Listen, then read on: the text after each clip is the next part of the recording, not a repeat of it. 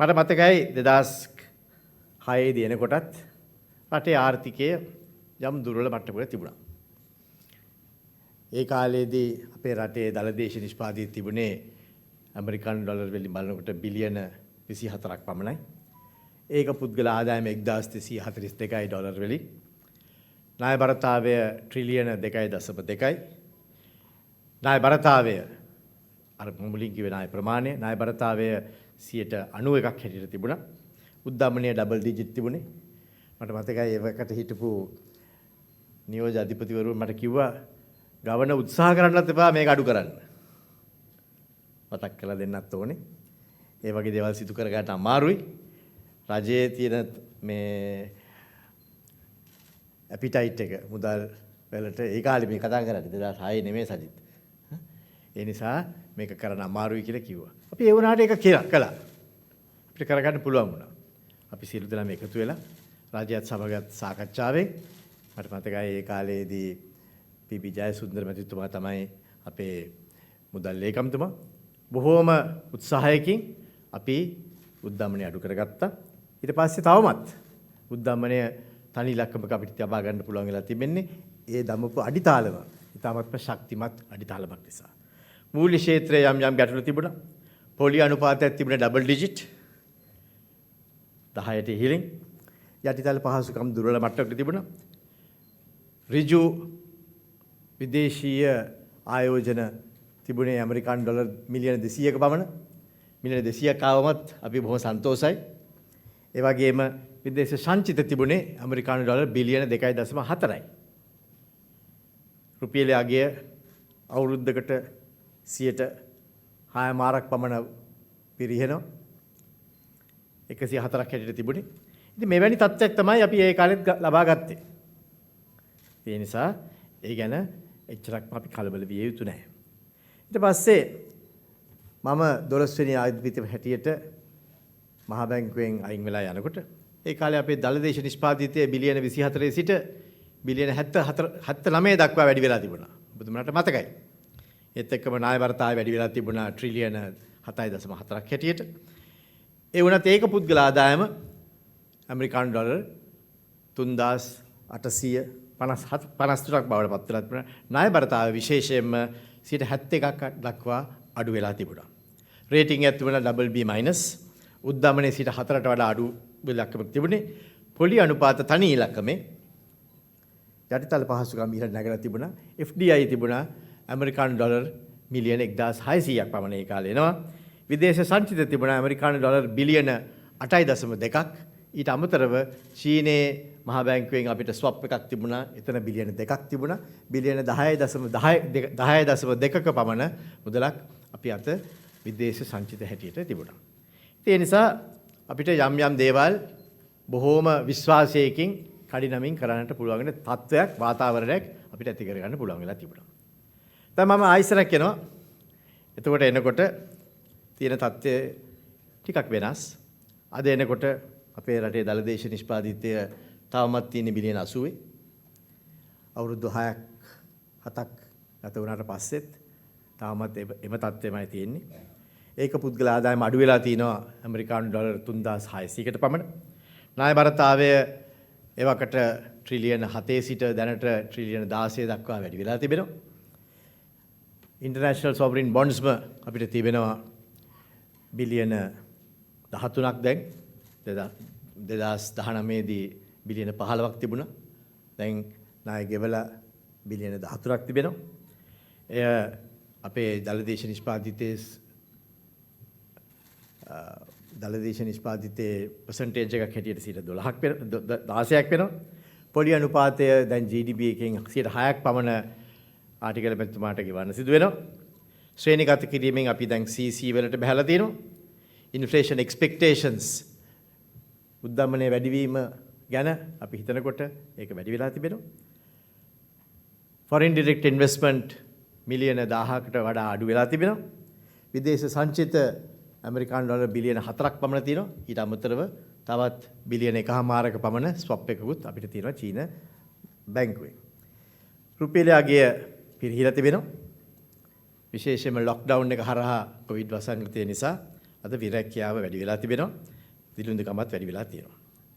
ඉතින් ඒ නිසා අපිට අභියෝග තියෙනවා. මම හිතුවා මේ අද වගේ දවසක අභියෝග ගැන පොඩ්ඩක් කතා කරලා අපි මොකද්ද කරන්න යන එක ගැනත් අපි පොඩ්ඩක් ඉංගියක් දෙන්නට ඕනේ රටට ලෝකයට. ඉතින් ඒ නිසා මම හිතුවා කෙටි කාලයක් අරගෙන ඒ ගැනත් වචන ස්වල්පයක් කතා කිරීමට මම හිතන්නේ ඔබතුමන්ලා සියලු දෙනාම දන්නවා. ඒකට මේ පිළිබඳව අපේ රට පිළිබඳව බලා සිටින අපේ රට වැසියන් සමහරක් වෙලාවට මේකේ අවබෝධය ටිකක් වෙනස් වෙන්න පුළුවන් නිසා අපිට විදේශ ණය අඩු කර ගන්නට අවශ්‍යයි මේ වෙනකොට.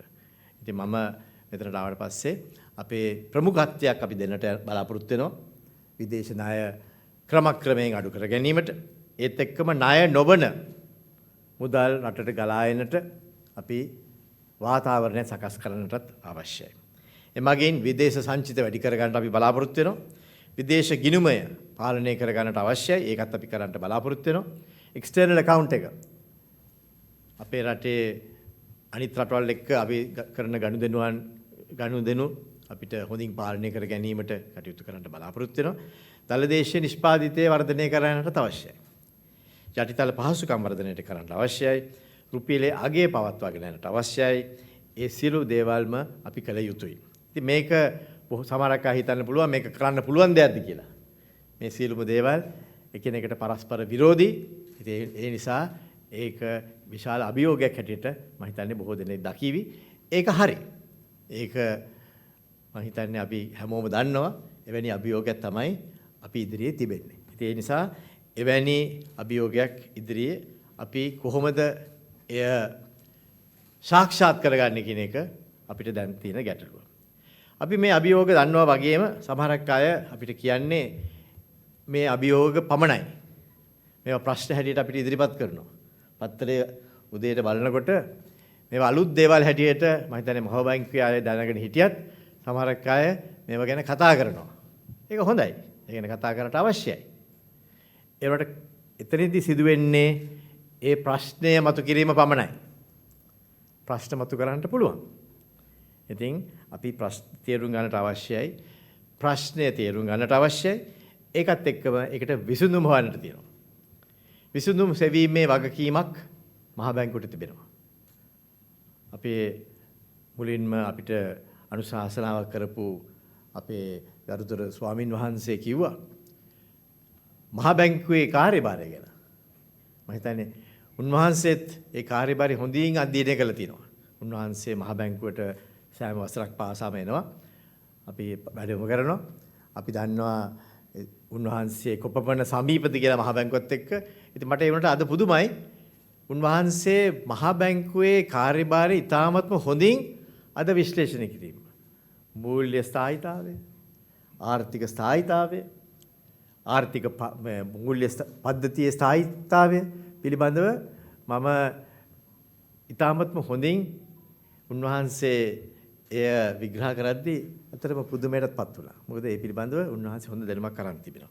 ඉතින් ඒ නිසා එහෙම කරන්නට නම් මේ පරස්පර විරෝධී කටයුතු අපිට සිදු වෙනවා පාවිච්චි කරගෙන යම්කිසි තුලනයක් ලබා ගැනීමට.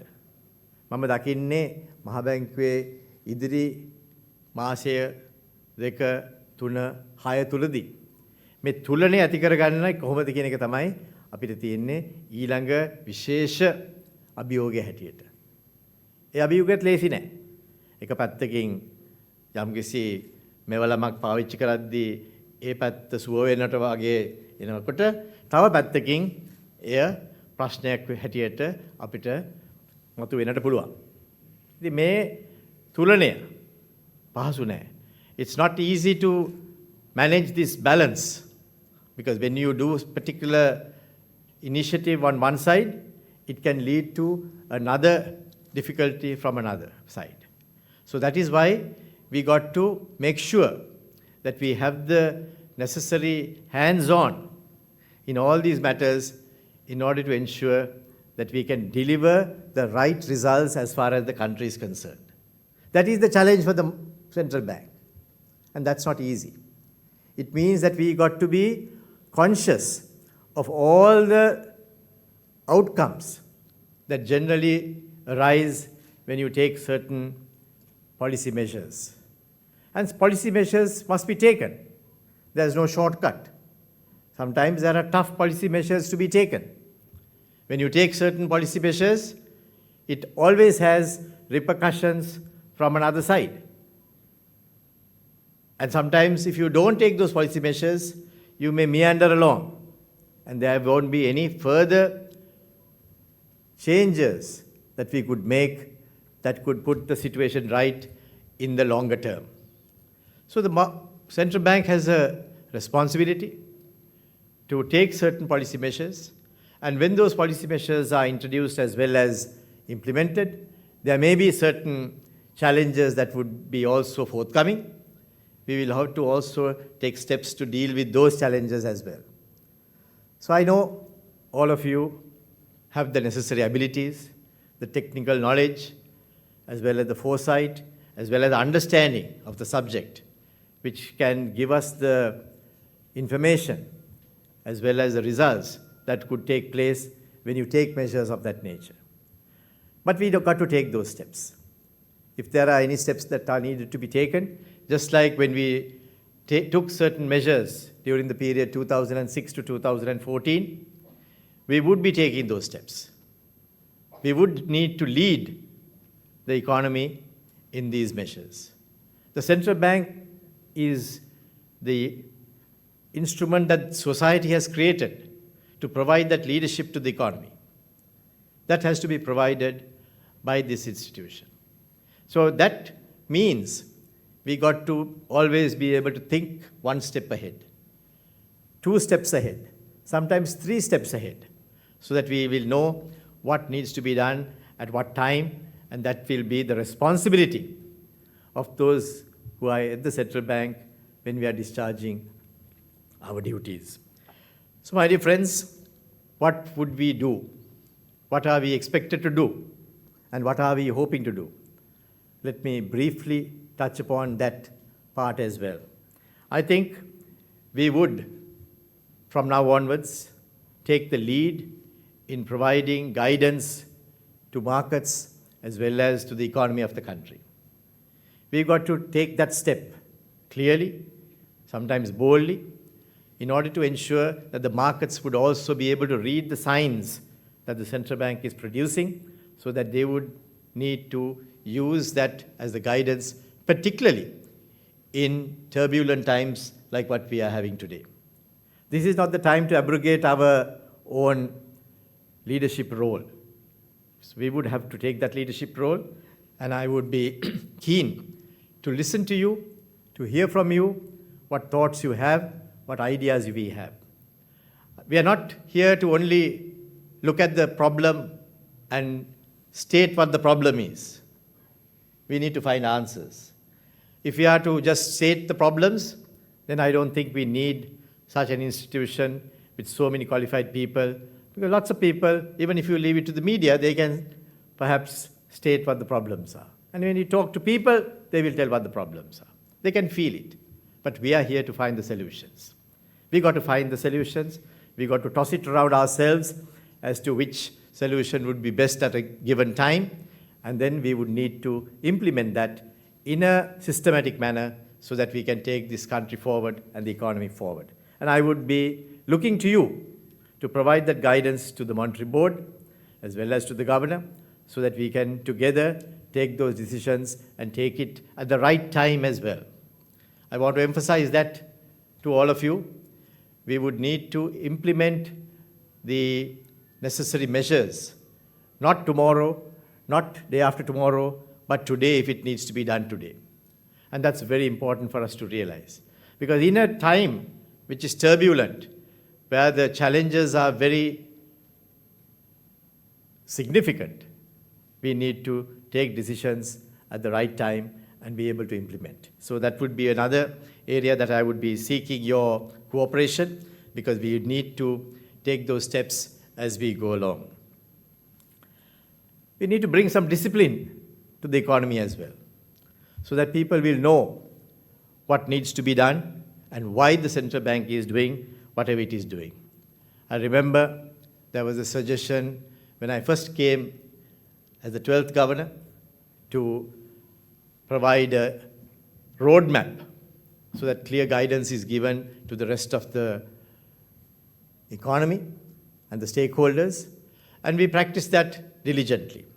I'm happy that that practice was followed by other governors as well as monetary boards as well. But we need to now continue with that in earnest to ensure that more and more people would subscribe to this roadmap and have a buy-in to the roadmap so that we can provide our message to the rest of the world about what exactly would be taking place in the central bank and in the economy, so that people who are other stakeholders can also link themselves to that course of action so that we can all go forward together. And I would like to urge all of you to work together, work with us, so that for the next 3 months, which are somewhat challenging, we will need to have a clear guidance being given to markets so that they would also be able to understand which way we should be going. To do that, we will have to talk to all the stakeholders, and in the next few days, we would be doing that as well.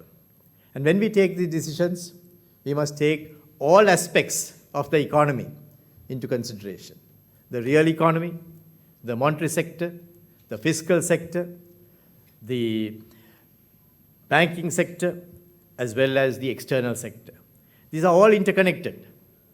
Sometimes, if we look at these in isolation, in a particular silo, the steps that we are taking would not really be the right steps that should be implemented in a country. We got to understand that all these are interconnected.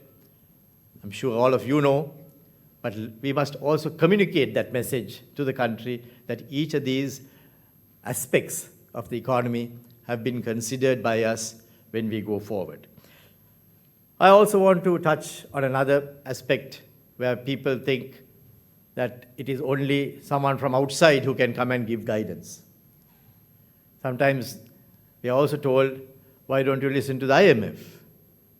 Why don't you get them on board? But I must tell you that I have absolute reliance upon all of you. I know all of you have been trained. I know all of you are people with qualifications. You have understood the economic models of the world. And we would, as a monetary board, seek your guidance. If you have to find someone from outside, I don't think that is doing justice to all of you who have been involved in the Sri Lankan economy and who have got all these qualifications as well. Sri Lanka is 73 years since independence. At the time we got our independence, after 443 years of foreign rule, we had only one university. Sometimes people forget these things. And at that time, that university was also having to be paid for. Today we have 17 state universities. We have 46 universities which are existing in our country in just 73 years. So there has been a huge change. Only 0.5% of the people had electricity at that time. 1% of the people had water on tap. We sometimes think about our period under other rules, but there has been a lot that has been done during the last 73 years as well. Maybe not everything has been done, not everything may be perfect, but I think Sri Lankans must also appreciate that we, as a proud nation, that there is a lot that we could achieve, provided we work together and we go forward together. So I would like you to believe in yourselves. Believe in the fact that we can put this right. We have seen these challenges. We have been sometimes daunted by these challenges, but I think it's now time for us to understand that these challenges are having to be fixed by us. So I would urge you to bring out your ideas, come and discuss it with us. You know what kind of a management structure I have, having been people who have worked with me for 8.5 years. I have very clear policies. I work with you very easily, closely. My doors are open. I listen to you. And we have a good understanding if we can work together. I know there have been a lot of water under the bridge. Let it be water under the bridge. I know there have been a lot of instances where people have attempted to bring up various issues, but we have come through all that. We don't need to revisit those. We now want to go forward, and I would expect that cooperation, that very close support to deliver on what we are setting out to do. So in that sense, I want to assure you that I am keen to ensure that people who have various strengths are given the space to make use of those strengths in the activities that they are going to be carrying out their duties. And that would be the main foundation on which the management would be structured. So I'm hoping that we could make sure that we move across to the more stable times, notwithstanding all the tough issues that we are currently facing. We have a plan for the country. That is the vision of the President, which is to bring prosperity to our nation. We would need to see that the central bank also provides a support to realize that dream, realize that vision, because that's what the country expects from us. Country expects us to work in tandem with the ideals that the people have also given as a mandate to the government. So we would be supporting that. We would be making sure that the monetary policies are implemented in such a way that we would have comfort with that of the fiscal policies. We would talk to the fiscal authorities as well. You can be sure of that. We have the Secretary to the Treasury also serving on the Monetary Board, so that is an added advantage to us. At the same time, that discussion is healthy, as I have myself experienced over the last so many years when I was the governor. So we would expect that also to take place, and we would then be able to work closely to realize the dreams and the visions that the people of our country have supported and wanted to be implemented. My dear friends, let me complete the few words that I'm going to talk to you today with one of the main lessons that I learned in 2011 from our own priest who came this afternoon, මහාචාර්ය ඉත්ත දෙමළියගේ ඉන්ද්‍රසාර ස්වාමීන් වහන්සේ. මට මතකයි 2011 දී මහා බැංකුවේ අපි හැම අවුරුද්දෙම පිරිතක් තිබෙනවා පළවෙනි දවසේ වැඩ කරනකොට. එදින 2011 නැත්නම් 2012 මට හරියට මතක නැහැ. අද මෙතට මේ පරිශ්‍රමයට වැඩම වූ මහාචාර්ය සමාවෙන්න කොටුවේ සම්බුද්ධාලෝක විහාරයේ විහාරාධිපති මහාචාර්ය ඉත්ත දෙමළියගේ ඉන්ද්‍රසාර ස්වාමින් වහන්සේ කරපු ඒ අනුශාසනාව. උන්වහන්සේ අපිට අංගුත්තර නිකායේ චක්කනිපාත පදනම් කරගෙන අවවාද කොටසක් ලබා දුන්නා. මම ඒක අද කියන්නම්. උන්වහන්සේ කිව්වා උන්වහන්සේ අපිට අනුශාසනා කළා බුදුන් වහන්සේ දේශනා කරපු ඒ අංගුත්තර නිකායේ කියනවා ඕනම කටයුත්තක් කරද්දී යම් සිද්ධාන්තවලට අනුව ඒ කටයුත්ත කරන්නේ කියලා. පළවෙනි සිද්ධාන්තය තමයි ආරම්භක ධාතු. පටන් ගන්න ඕනේ. ආරම්භ කරන්න ඕනේ. ඒ ක්‍රියාවලිය පටන් ගන්නට අවශ්‍යයි. ඒ ක්‍රියාවලිය පටන් ගන්න නැතුව අපි වාර්තා ලියලිය හිටියොතින් ඒ ක්‍රියාවලිය කවදාවත් අපිට සාක්ෂාත් කරගන්න බැරි වෙනවා. පටන් ගන්න. මම මගේ ජීවිත කාලයේදී ඒක ඉතාමත් හොඳින් දැකපු දෙයක් තමයි ඒක අපි ඒක කරන්නට ඕනේ. දෙවෙනි එක තමයි නික්කම්ම ධාතු. ඒ ක්‍රියාවලිය ඉදිරියට ගෙනියන්නට ඕනේ. අපේ රටේ සාමාන්‍යයෙන් අපි සෝඩා බෝතලයක් කරලා ඒ වගේ සද්දයක් දාලා ඊට පස්සේ එතනින් එහාට මුත් කරන්නේ නැහැ. ඉතින් උන්වහන්සේ අපිට කියලා දුන්නා බුදුන් වහන්සේ 2000 අවුරුදු 2500 ඉස්සරින් මේ කියපු ඒ බණ නික්කම්ම ධාතු ක්‍රියාවලිය ඉදිරියට ගෙනියන්න. තුන්වෙනිව පරාක්කම ධාතු. බාධා වලින් ක්‍රියාවලිය නවත්තන්න එපා. බාධා තියෙවි. ඕනම වැඩක් කරන්නට බාධාවල් තියෙයි. බාධාව ආපු ගමන් වැඩ කටයුත්ත නවත්තලා හැංගිලා ඉන්න එපා. ඒක කරගෙන යන්න. ඒක අපි කරන්නට ඕනේ. මේ වෙලාවෙත් අපිට බාධාවල් එයි. බාධාවල් තියෙයි. සමහර අය ඕන කමින් බාධාවල් දාන්න පුළුවන්. අපි ඒවට මේ බාධාවල් වලට හැලිලා සැලිලා ඉන්න අරකයි ඒක කරගෙන යන්නට ඕනේ. හතරවෙනි තිති ධාතු. යන මාර්ගයේ ඍජුවම යන්න. මාර්ගය හරි ගස්ස ගන්න. මාර්ගයේ දිගටම යන්න. 5 තාවර ධාතු ක්‍රියාවලිය හරිහා ශක්තිමත් ස්ථායි පණිවිඩයක් ලබා දෙන්න. කමියුනිකේෂන්. බුදුන් වහන්සේ මෙය අපිට කියලා දුන්නේ අවුරුදු 2500කට පෙර පණිවිඩයක් ලබා දෙන්න. අනිත් අයත් අතට දැනගන්නවා මේ වැනි පණිවිඩයක් තමයි මේ ඉතින් කරන්නේ. ඒ පණිවිඩය අපි මතක් කර දෙන්නට ඕනේ විවිතින් පිට. අපි ඒක කරන්නට අවශ්‍යයි. මහා බැංකුවටත් මම මේ ඉල්ලීම කරනවා. අපි ඉදිරි කාලෙදී ඒක කරන්නට ඕනේ. රටට මේ පණිවිඩය විටින් විට ලබා දෙන්නට ඕනේ. ඒ ක්‍රියාවලිය ශක්තිමත් ස්ථායි භාවයකින් අපි කරනවා බව මතක් කර දෙන්නට ඕනේ. අන්තිම එක උපක්කම ධාතු. බුද්ධිමත්ව ගමන් මාර්ගය සකස් කරගන්න. කල්පනා කරන්නට ඕනේ. යම් අවස්ථාවලදී ගමන් මාර්ගය පොඩ්ඩක් වෙනස් කරන්න සිදු වෙන්න පුළුවන්. ඒ බුද්ධිමත්ව කරන්නට ඕනේ. ඉතින් මේ සිද්ධාන්ත අනුගමනය කරමින් අපි ඉදිරියට යන්නට අවශ්‍යයි. ඒ පිළිබඳව මට නැවත වරක් මේ අවස්ථාව ලැබීම ගැන මම සන්තෝෂ වෙනවා. එය ලේසි වැඩක් නෙමෙයි කියලා මම දන්නවා.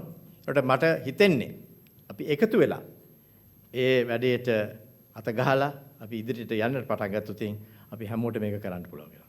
ඔබ සියලු දෙනාටම මම ස්තුතිවන්ත වෙනවා.